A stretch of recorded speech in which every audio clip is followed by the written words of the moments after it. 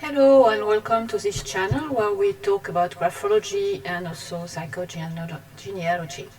So today I'm going to show you Roberta Laundrie's letter.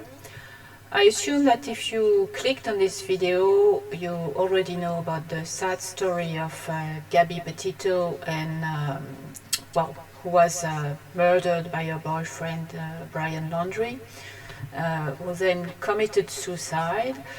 And last year I made a video about Brian Laundrie's notebook, which was found in his backpack close to his remains.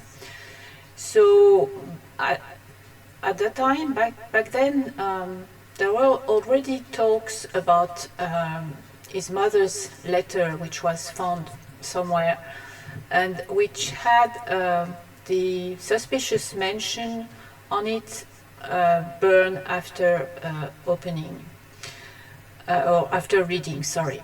So there had been a lot of talks about this, and but today, or no, a few days ago, the letter has been released and made public, which it wasn't the case before. So that's what I'm going to show you today, this letter from Roberta Laundrie. So as you can see here, there are 4 pages four pages. Maybe it's an envelope, I don't know. There are two written pages, fully written pages, and on the front of maybe a folded paper or maybe an envelope, I don't know. There is the name of Christopher Laundrie. Below that it is written burn after reading. That's what you can see here. Okay, I'll talk about this later on. You have the back of the envelope or sheet of paper, I don't know, with this bird and remember. So I don't know whether it's a crow or magpie or whatever. Some people have said that, you know, it's a jailbird with the stripes, I don't know, like a bird outfit, so maybe ominous.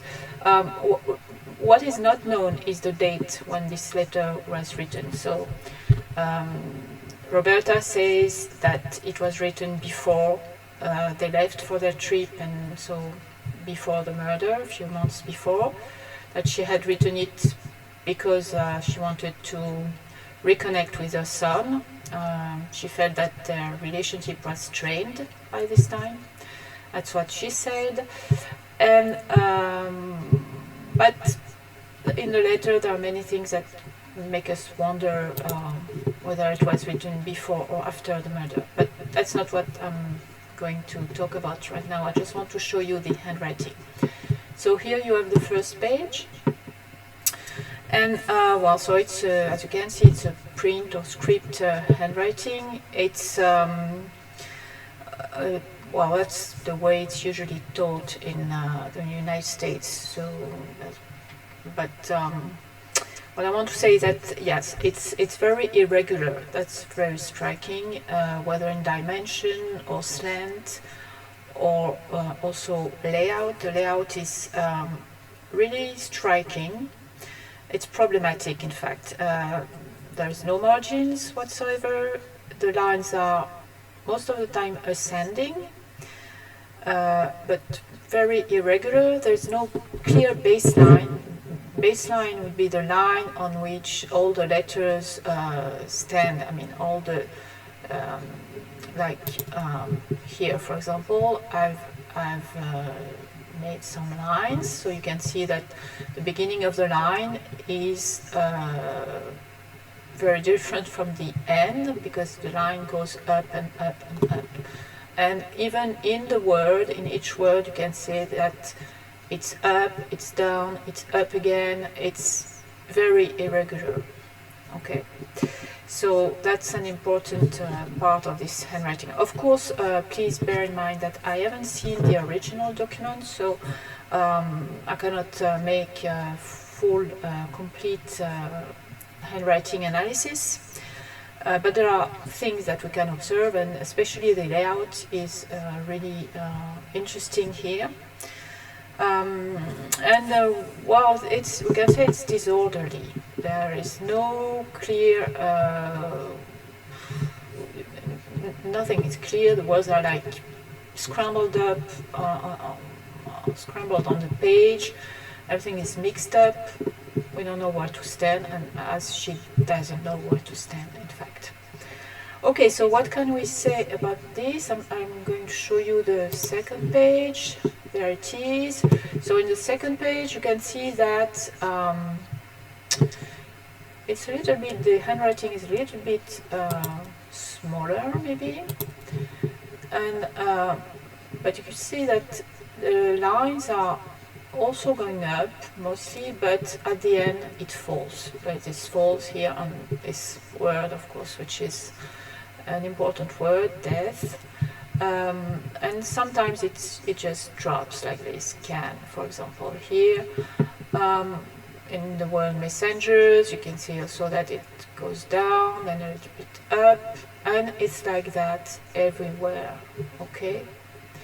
So here we can say that it's someone who is very emotional, okay, first of all, who's overwhelmed by her emotions. She's distressed, also a low fluctuating self-esteem and not much of self-confidence. She's, yeah, well, a lack of maturity also, I think, and no real moral compass. She can go one way or the other. She doesn't know. She doesn't know where she stands. She doesn't know. She has no strong values to help her, to guide her in life, and to help her make the good choice, etc.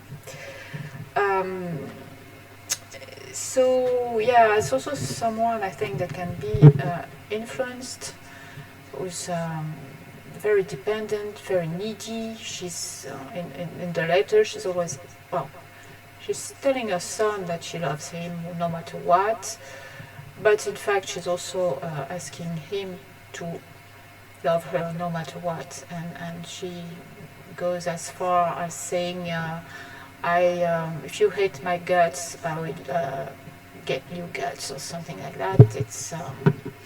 It's really, well, gut-wrenching. She's yeah, very needy for affection and validation, and she's weak. That's, for me, it's a personality. He's weak and also, so maybe if she wrote this after knowing that her son had killed his girlfriend, well, maybe this could explain that she's in a very panicking state, or she's completely overwhelmed by what's happening. She doesn't know what to do. But we don't know. We don't have any other handwriting samples, so we cannot make any comparisons.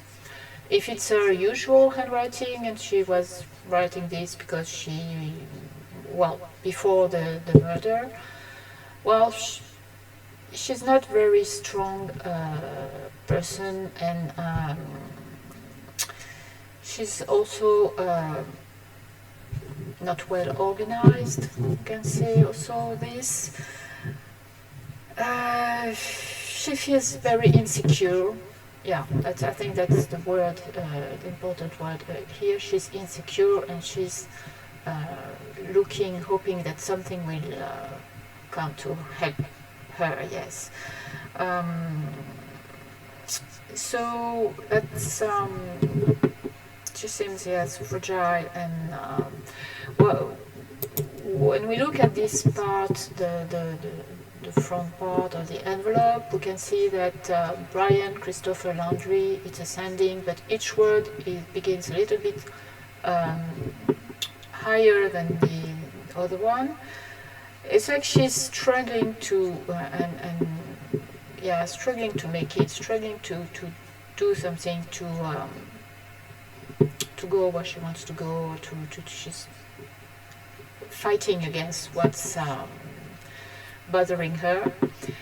And then on the second line, which is very different, a little bit bigger, a little bit very weak and falling apart. Yeah, it's falling apart. She's falling apart when she's writing this, and you see the fall at the end of the line.